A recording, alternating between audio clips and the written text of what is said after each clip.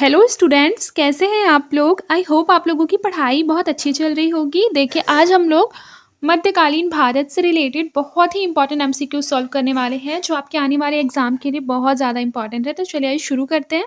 देखिए, जैसे कि मध्यकालीन इतिहास में आपको पता होगा कि काफ़ी ज़्यादा फैक्ट्स होते हैं, जो कि याद रखना बहुत इंपॉर्टेंट है। वन डे के सारे एग्जाम के लिए बहुत इंपॉर्टेंट है, ठीक है। आपके आने वाले जितने भी एग्जाम हैं सबके लिए बहुत इंपॉर्टेंट है। देखिए, पहले क्या लिखा हुआ है कि चचनामा में कौन सी विजय के इतिहास का रिकॉर्ड है, तो याद रखिएगा अरब के, ठीक है।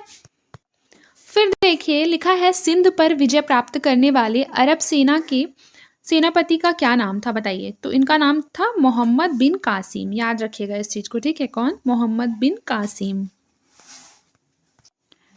एक चीज याद रखिएगा कि इनमें से जो भारत में मतलब सबसे पहले जो आक्रमण किए थे वो अरब मुस्लिम थे, ठीक है। और 712 ईस्वी में मोहम्मद बिन कासिम द्वारा भारत पर आक्रमण किया गया था। कब किया गया था, बताइए। 712 ईस्वी। कभी कभी डेट भी पूछ लेता है, तो इस चीज को याद रखिएगा, ठीक है। आइए फिर अगले क्वेश्चन की ओर चलते हैं। देखिए, अगला क्वेश्चन है कि तराइन की दूसरी लड़ाई में पृथ्वीराज को किसने पराजित किया था। तो बताइए, तराइन की दूसरी लड़ाई में पृथ्वीराज को किसने पराजित किया था। ऑप्शन नंबर सी, मोहम्मद गोरी ने, ठीक है। देखिए, एक बात याद रखिएगा कि जो तराइन की पहली लड़ाई है वो कब हुई थी, बताइए। तो तराइन की जो पहली लड़ाई है वो हुई थी हमारी 1191 ईस्वी में, ठीक है। और यहाँ पर दूसरी लिखा है तो हमको दूसरी भी पता होना चाहिए। दूसरी हमारा हुआ था 1192 ईस्वी में।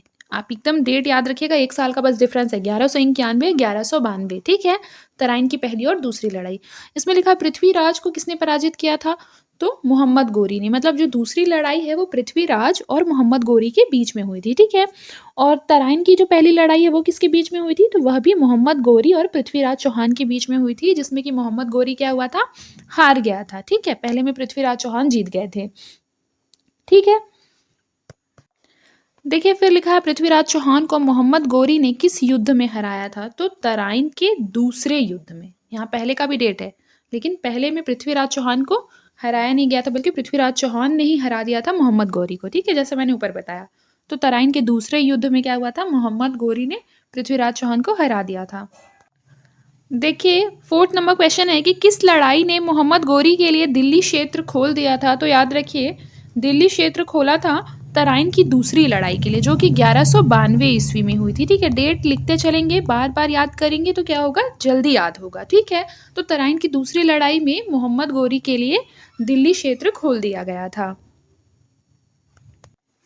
फिर देखिए, निम्नलिखित में से किस राजपूत राजा ने मोहम्मद गोरी को पहली बार हराया था। तो बताइए कि कौन से निम्नलिखित में से किस राजपूत राजा ने मोहम्मद गोरी को पहली बार हराया था। तो बघेल भीम जो थे, उन्होंने पहली बार क्या हराया था, मोहम्मद गोरी को 1178 में हराया था, ठीक है। 1178 ईस्वी में, याद रखिएगा। देखिए, अब यहाँ पे लिखा है किसका मिलान जो है वो सही है। तो आइए देख लेते हैं किसका मिलान सही है। देखिए, व्यक्ति और घटना लिखे हुए हैं। सबसे पहले सुल्तान महमूद। देखिए, तो जो सुल्तान महमूद है वो सोमनाथ को लूटना, ये करेक्टली मैच्ड है। फिर देखिए, मोहम्मद गोरी। मोहम्मद गोरी जो है सिंध पर विजय, ये गलत है। अलाउद्दीन खिलजी बंगाल में विद्रोह, ये भी गलत है। और फिर लिखा है मोहम्मद बिन तुगलक चंगेज खां का आक्रमण, ठीक है, ये भी गलत है। तो यानी कि हमारा जो करेक्ट आंसर हो जाएगा, क्या हो जाएगा, ओनली वन, मतलब ऑप्शन नंबर सी। देखिए, ये क्वेश्चन आपने लूसेंट में भी पढ़ा होगा, जो कि काफ़ी बार एग्जाम में क्या होता है, रिपीट होता है। देखिए, लिखा है पोलो या चौगान खेलते समय किस सुल्तान की मृत्यु हुई थी। तो याद रखिएगा, कुतुबुद्दीन ऐबक की। फिर देखिए, चांदी का सिक्का टंका किसने चलाया था, तो इल्तुतमिश ने। प्रसिद्ध कवि अमीर खुसरो, अलाउद्दीन खिलजी, गयासुद्दीन तुगलक, इल्तुतमिश और जलाउद्दीन खिलजी में से किस एक को छोड़कर बाकी सबके समसामयिक थे, तो इल्तुतमिश के। देखिए, अमीर खुसरो कौन थे, तो कवि थे। फिर देखिए, मोहम्मद बिन तुगलक ने अपनी राजधानी कहाँ से कहाँ बदली थी, तो मोहम्मद बिन तुगलक ने दिल्ली से देवगिरी बदली थी, ठीक है। ये इंपॉर्टेंट है, इसको याद रखिएगा। फिर देखिए, खिज्र खान ने कौन से राजवंश का प्रारंभ किया था, शैयद राजवंश। फिर देखिए, दिल्ली सल्तनत की राजकीय भाषा क्या थी, तो दिल्ली सल्तनत की जो राजकीय भाषा थी वो फारसी थी। कुतुब मीनार के पास स्थित महरौली पिलर प्राथमिक रूप से किस कारण प्रसिद्ध है, तो उसका जो करेक्ट आंसर हो जाएगा, ये हो जाएगा उत्कृष्ट गुणवत्ता की इस्पात के कारण, ठीक है। देखिए, फिर क्या लिखा है, दिल्ली सुल्तान का शासन कब प्रारंभ हुआ था? तो दिल्ली सुल्तान का जो प्रारंभ है, वो कब हुआ था बताइए? बिल्कुल सही। ऑप्शन नंबर बी 1206 ईस्वी में। बेसिकली क्या हुआ था ना कि इसी वर्ष में मोहम्मद गोरी की मृत्यु के पश्चात कुतुबुद्दीन ऐबक का औपचारिक राजारोहण लाहौर में किया गया था। यह दिल्ली का पहला तुर्क शासक था। इसने भारत के तुर्की राज्य और दिल्ली सल्तनत का इसे संस्थापक भी माना जाता है। किसे? तो कुतुबुद्दीन ऐबक को। ठीक है। अब देखिए अगला क्वेश्चन है कि अजमेर में 2.5 दिन का झोपड़ा किसने बनवाया था? तो ये क्वेश्चन भी बहुत बार एग्जाम में आता है। कुतुबुद्दीन ऐबक ने बनवाया था। ठीक है, वी ऑल नो दैट। देखिए फिर लिखा है निम्नलिखित को काल क्रमानुसार रखें। तो याद रखिए सबसे पहले इलबारी, इलबारी के बाद खिलजी, खिलजी के बाद तुगलक, तुगलक के बाद सैयद, सैयद के बाद लोदी। यानी ऑप्शन नंबर डी क्या हो जाएगा? इसका करेक्ट आंसर हो जाएगा। ठीक है, इस चीज को याद रखिएगा। और अगर डेट की बात कर लें तो इलबारी तुर्क जो थे उनका काल था 1210 से लेकर 66 तक। ठीक है। और फिर उसके बाद खिलजी वंश का था 1290 से लेकर 1320 तक। ठीक है। फिर उसके बाद देखिए तुगलक, तुगलक वंश का कब था? तो 1320 से लेकर 1414 में। ठीक है। फिर उसके बाद देखिए लोदी, लोदी वंश नहीं, फिर सैयद था, सबसे लास्ट में लोदी। ठीक है। सैयद वंश का था हमारा लगभग 1414 से लेकर 1451। और लोदी वंश सबसे लास्ट था। लोदी वंश का देखिए 1451 से लेकर 1526 तक। ठीक है, याद रखिएगा। ठीक है, याद रहेगा ना? इसको ज़्यादा है तो आप लोग नोट डाउन कर लीजिए कहीं पे। फिर देखिए कुतुब मीनार किस प्रसिद्ध शासक ने पूरा किया था? तो याद रखिए कुतुब मीनार जो है वो इल्तुतमिश ने पूरा किया था। ठीक है, याद रखिएगा इस चीज को। किसने पूरा किया था? इल्तुतमिश ने। दिल्ली के सुल्तान का पद संभालने से पहले बलबन किस सुल्तान का प्रधानमंत्री था? काफी इंपॉर्टेंट है, तो याद रखिएगा नासिरुद्दीन, नासिरुद्दीन का था। ठीक है, याद रखिएगा। निम्नलिखित में से दिल्ली का पहला प्रभुता संपन्न सुल्तान कौन था? इसका करेक्ट आंसर हो जाएगा Iltutmish. Option number D Iltutmish. ठीक है। देखिए इंपॉर्टेंट फैक्ट याद रखिए कि कुतुबुद्दीन ऐबक को भारत में तुर्की राज्य का संस्थापक माना जाता है। वह दिल्ली का प्रथम तुर्क शासक था, कुतुबुद्दीन ऐबक। ठीक है। सिंहासन पर बैठने पर उसने सुल्तान की उपाधि ग्रहण नहीं की थी, बल्कि केवल मलिक और सिपह सलार की पदवियों से संतुष्ट रहा था। ऐबक ने न अपने नाम का खुतबा पढ़वाया था और न ही अपने नाम के सिक्के चलाए थे। बाद में गोरी के उत्तराधिकारी गयासुद्दीन ने उसे सुल्तान स्वीकार कर लिया था। ऐबक ने 1206 से लेकर 1210 ईस्वी तक लगातार लाहौर से शासन का संचालन किया। लाहौर ही उसकी राजधानी रही थी। कुतुबुद्दीन ऐबक की राजधानी कौन सी थी बताइए? तो लाहौर थी। ठीक है। फिर देखिए उसके बाद क्या लिखा हुआ है कि कुतुबुद्दीन का जो दामाद एवं उत्तराधिकारी था वो इल्तुतमिश इलबारी तुर्क था। कौन था? इलबारी तुर्क। ठीक है। ये इनके दामाद थे इल्तुतमिश। ठीक है, जिन्हें की पहला प्रभुता संपन्न सुल्तान कहा जाता है इल्तुतमिश को। ठीक है, याद रखिएगा। अगला क्वेश्चन देखिए दिल्ली सल्तनत का उद्धारक कौन था? तो याद रखिए दिल्ली सल्तनत का जो उद्धारक है वो इल्तुतमिश है। ठीक है, ऑप्शन नंबर सी इल्तुतमिश। याद रखिएगा कि जो दिल्ली सल्तनत में कुतुबुद्दीन ऐबक थे, ठीक है, उनके ये दामाद थे इल्तुतमिश। जैसा मैंने आपको ऊपर भी बताया है ये वाला। ठीक है, इसको याद रखिएगा। देखिए निज़ामी जो कि एक विद्वान है वो कहते हैं कि इल्तुतमिश ने दिल्ली सल्तनत को एक व्यक्तित्व, एक पद, एक प्रेरणा शक्ति, एक दिशा, एक शासन व्यवस्था और शासक वर्ग प्रदान किया था। और याद रखिएगा कि इल्तुतमिश ने सर्वप्रथम लाहौर के स्थान पर दिल्ली को अपनी राजधानी बनाया था। जैसे कुतुबुद्दीन ऐबक ने लाहौर को बनाया था, ठीक है, वैसे ही इल्तुतमिश ने किसे बनाया था? अभी मैंने क्या बोला? दिल्ली को बनाया था। ठीक है, इस चीज को नोट डाउन कर लीजिए। देखिए क्या लिखा हुआ है। लिखा है कि नियमित मुद्रा जारी करने वाला, दिल्ली को अपने साम्राज्य की राजधानी घोषित करने वाला दिल्ली का प्रथम सुल्तान कौन था? तो इसका जो करेक्ट आंसर होगा ये इल्तुतमिश हो जाएगा। ठीक है। फिर देखिए अगला क्वेश्चन क्या है कि चंगेज खान ने जलालुद्दीन का पीछा करते हुए किसके शासनकाल में भारत की सीमाओं पर आक्रमण किया था? इसका करेक्ट आंसर हो जाएगा इल्तुतमिश। देखिए अगला क्वेश्चन है कि निम्न में से किसको शक्तिशाली नोबलों के एक समूह चिहालगानी के विनाश का श्रेय दिया जाता है? तो उसका जो करेक्ट आंसर हो जाएगा ये हो जाएगा बलबन। ऑप्शन नंबर सी। देखिए प्रसिद्ध फ़ारसी त्योहार नौरोज़ का प्रवर्तन किसने किया? तो याद रखिए नौरोज़ का जो प्रवर्तन है वो बलबन ने किया था, ऑप्शन नंबर डी बलबन। देखिए बलबन के बारे में यहाँ पर कुछ इम्पोर्टेंट फैक्ट दिया हुआ है, उसे जान लीजिए। याद रखिए प्रसिद्ध फ़ारसी त्योहार जो नौरोज़ है, उसका प्रवर्तन किसने किया था? बलबन ने। बलबन ने अपनी प्रतिष्ठा एवं दरबारी शिष्टाचार बढ़ाने के लिए फ़ारसी परंपराओं को अपनाया था, जिसके तहत बलबन ने क्या किया कि दरबार में सिजदा एवं पायबोस की प्रथा को प्रारंभ किया। और अगर क्वेश्चन पूछता है कि सिजदा प्रथा किसने शुरू किया था? सिजदा प्रथा तो बलबन ने शुरू किया था।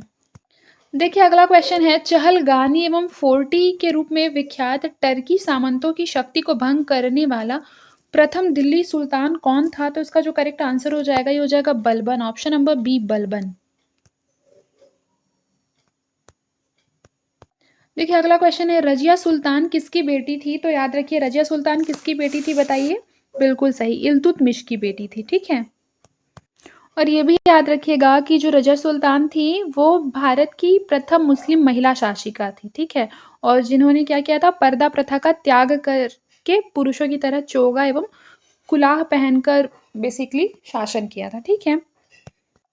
देखिए लिखा है, वे 2 वंशज कौन थे जिन्होंने खिलजी शासकों से तत्काल पहले और बाद में शासन किया था? तो खिलजी शासकों से तत्काल पहले गुलाम वंश थे, गुलाम वंश, और खिलजी शासकों के बाद में थे तुगलक वंश, ठीक है?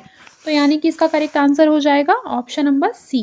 देखिए, अब इसका कार्यकाल देख लीजिए। मान लीजिए कि खिलजी शासक का सबसे पहले देखिए ये था 1290 से लेकर 1320, ठीक है?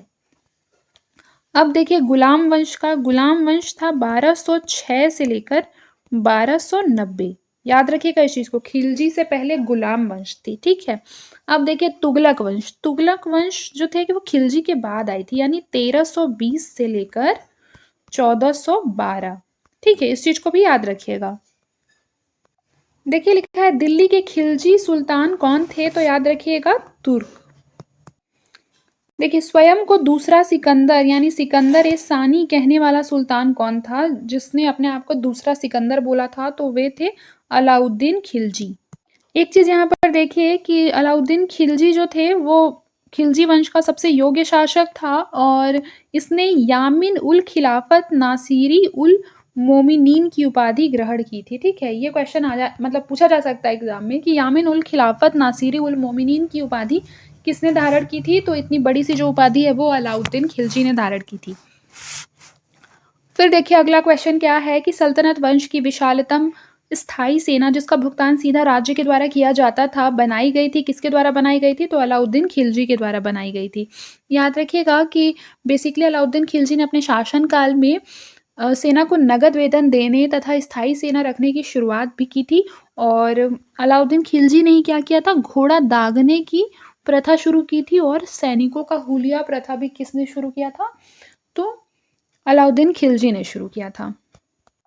देखिए लिखा है, दक्षिण विजय करने का मिशन अलाउद्दीन खिलजी ने किसे सौंपा था? तो दक्षिण विजय करने का जो मिशन है वो अलाउद्दीन खिलजी ने मलिक काफूर को सौंपा था, ऑप्शन नंबर सी मलिक काफूर, ठीक है? इस चीज को याद रखिएगा। देखिए मदुरै जो थी वो पांडे की राजधानी थी, आप लोगों को पता होगा, ठीक है? देखिए 1311 ईस्वी में दिल्ली के सुल्तान अलाउद्दीन खिलजी ने सेनापति के रूप में मलिक काफूर के यहाँ पर आक्रमण किया था। यहाँ का शासक वीर पांडे राजधानी छोड़कर भाग गया, और मदुरै तक पहुंचने वाला जो मलिक काफूर था वो दिल्ली का प्रथम जनरल था, ठीक है? और इसने देवगिरी, वारंगल, काकतीय, मदुरै आदि राज्यों को विजित भी किया था। देखिए लिखा है, बाजार विनियमन प्रणाली आरंभ किसके द्वारा की गई थी? काफी इंपॉर्टेंट है, अलाउद्दीन खिलजी के द्वारा। बहुत इंपॉर्टेंट क्वेश्चन है ना ये, इसको इंपॉर्टेंट मार्क कीजिए। देखिए बाजार विनिमयन प्रणाली अलाउद्दीन खिलजी द्वारा आरंभ किया गया था। अलाउद्दीन के बाजार नियंत्रण की पूरी व्यवस्था का जो संचालन है वो दीवान ए रियासत नामक अधिकारी करता था। कौन करता था? दीवान ए रियासत नामक अधिकारी करता था। फिर देखिए वह सुल्तान कौन था जिसने खलीफा के अधिकार को मानने से इनकार कर दिया? तो याद रखिए वह कौन थे? अलाउद्दीन खिलजी थे, जिन्होंने क्या किया, खलीफा के अधिकार को मानने से इनकार कर दिया। देखिए एक बात और देखिए बहुत इंपॉर्टेंट है कि अलाउद्दीन खिलजी के बचपन का क्या नाम था? तो अली गुरशास्प नाम था। फिर देखिए निम्नलिखित में से भारत का तोता किसे कहा जाता है? तो भारत का जो तोता है वो किसे कहा जाता है? बताइए किसे कहा जाता है? देखिए जो भारत का तोता है वो अमीर खुसरो को कहा जाता है।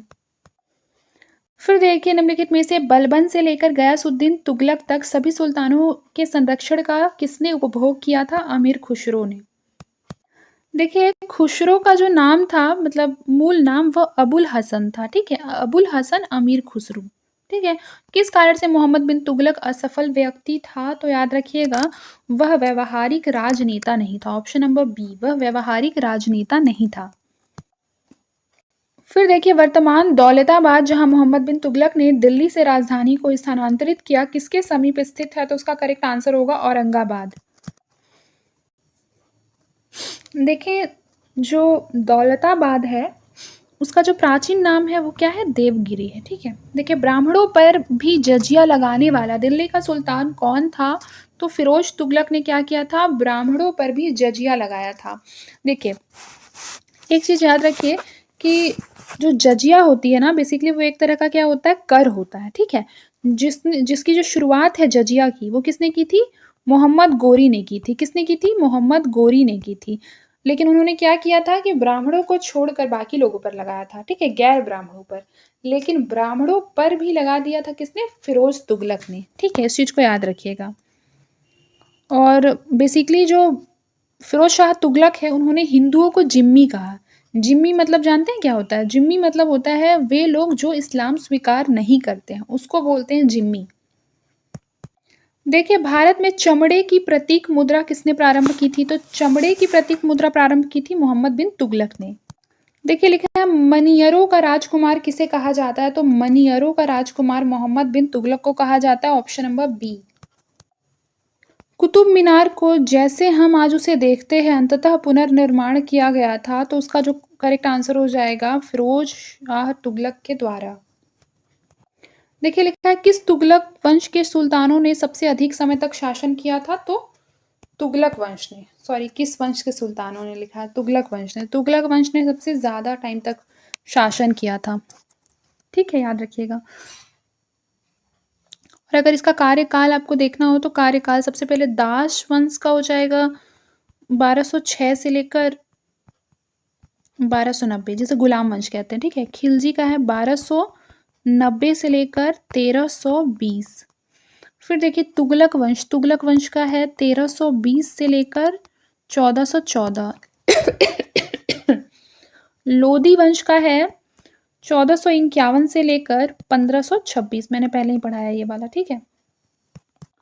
फिर देखिए इस क्वेश्चन को कि दिल्ली के सुल्तानों के वंशों को कालानुक्रम में व्यवस्थित करना है तो देखिए सबसे पहले गुलाम वंश, मैंने ऊपर कार्यकाल बताया है, फिर खिलजी वंश, उसके बाद तुगलक, फिर सैयद, यानी ऑप्शन नंबर डी इसका करेक्ट आंसर होगा। फिर देखिए निम्नलिखित में से किस सुल्तान ने सती प्रथा को रोकने का प्रयास किया? तो सती प्रथा को रोकने का प्रयास किसने किया था? मोहम्मद बिन तुगलक ने, ठीक है? ऑप्शन नंबर बी मोहम्मद बिन तुगलक। फिर अगला क्वेश्चन देखिए यात्री इब्न बतूता कहाँ से आया था? तो याद रखिए जो इब्न बतूता था वह मोरक्को से आया था। Option number A Morocco. फिर देखिए इब्न बतूता किसके शासनकाल में भारत आया था? तो याद रखिए ऑप्शन नंबर सी मोहम्मद बिन तुगलक के शासनकाल में। लोधी वंश का संस्थापक कौन था? तो Bahlol Lodi. Option number C Bahlol Lodi. Delhi सल्तनत का राज्यकाल कब समाप्त हुआ था? बताइए दिल्ली सल्तनत का जो राज्यकाल है वो कब समाप्त हुआ था? तो इसका जो करेक्ट आंसर हमारा हो जाएगा ये हो जाएगा 1526। Option number B. देखिए एक बार इस सॉल्यूशन को पढ़ लीजिए। तराइन के द्वितीय युद्ध के पश्चात मोहम्मद गोरी ने कुतुबुद्दीन ऐबक को भारतीय साम्राज्य का गवर्नर नियुक्त किया था। किसने किया था? ये भी पूछा जा सकता है, तो मोहम्मद गोरी ने किया था। गोरी की मृत्यु के बाद 1206 में दिल्ली सल्तनत की नींव पड़ी और फरगना शासक बाबर व दिल्ली सल्तनत के सुल्तान इब्राहिम लोदी के मध्य, मतलब बाबर और इब्राहिम लोदी के मध्य पानीपत का प्रथम युद्ध हुआ था। कब हुआ था? डेट याद रखिए 21 अप्रैल 1526 को, जिसने बाबर की विजय के साथ ही दिल्ली सल्तनत का अंत हो गया था और मुगल वंश का साम्राज्य जो है वो स्थापित हो गया था। देखिए क्या लिखा है, दिल्ली सल्तनत का अंतिम वंश कौन सा था? तो लोदी वंश। लोदी वंश जो था वो दिल्ली सल्तनत का अंतिम वंश था। ठीक है, आज के लिए बस इतना ही। मिलते हैं नेक्स्ट क्लास में, तब तक के लिए अपना ख्याल रखें और मन लगाकर पढ़ाई करते रहें।